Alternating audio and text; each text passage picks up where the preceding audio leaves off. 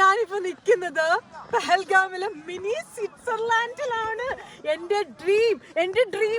Dream അതായത് snow പെയ്തുകൊണ്ടിരിക്കുകയാണ്. ഞാൻ നാട്ടിൽ നിന്ന് വരുമ്പോഴത്തേക്കും വിചാരിച്ചൊരു കാര്യം എന്ന് വെച്ചാൽ സ്നോഫോൾ കിട്ടണം എന്നായിരുന്നു.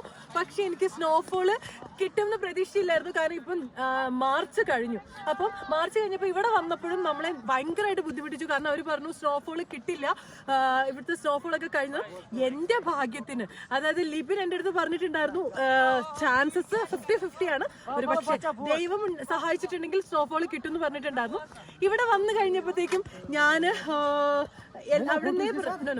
അവിടുന്ന് പറയുന്നുണ്ടായിരുന്നു സ്നോഫോൾ കിട്ടാൻ ഒരു ചാൻസസ് വളരെ കുറവാന്നുള്ളത്. ഇവിടെ വന്ന് ഞങ്ങൾ പകുതി വഴി വന്നുകൊണ്ടിരിക്കുമ്പോഴത്തേക്കും ചെറിയ മഴ പെയ്ത് കഴിഞ്ഞപ്പോഴത്തേക്കും ചെറുതായിട്ട് സ്നോഫോൾ. അപ്പൊ ഭയങ്കര ഹാപ്പി ആയി എന്ന് പറഞ്ഞാൽ ഭയങ്കര ഹാപ്പി, ഒരു രക്ഷയില്ലാതെ ഹാപ്പി. ഇവിടെ കയറി വന്നപ്പോഴത്തേക്കുമാണ് നമ്മുടെ ഈ ഒരു മിനി സ്വിറ്റ്സർലാൻഡും അതുപോലെ ഈ സ്നോഫോള് കണ്ടപ്പോഴത്തേക്കും എവിടെ നിന്നില്ലാത്ത ഹാപ്പി ആയിട്ട് ഞാനിങ്ങനെ പറന്ന് ലൈഫ് എന്ന് പറയുന്ന ഒന്നേ ഉള്ളൂ, അത് എൻജോയ് ചെയ്യണം.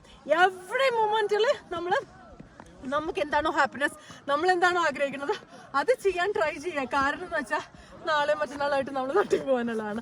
അപ്പോൾ എൻ്റെ ഒരു ആഗ്രഹം ഇതായിരുന്നു, കാശ്മീരിൽ വരണം, സ്നോഫോൾ ആസ്വദിക്കണം എന്നുള്ളത്.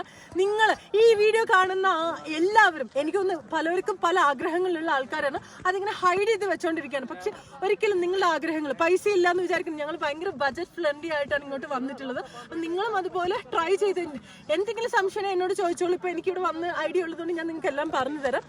അതുപോലെ തന്നെ നമ്മുടെ ലിബിനുണ്ട്, ലിബിന്റെ വീഡിയോ ഞാൻ അടുത്ത വീഡിയോയിൽ ഞാൻ ലിബിന്റെ വീഡിയോസ് പോസ്റ്റ് ചെയ്യുന്നുണ്ട്.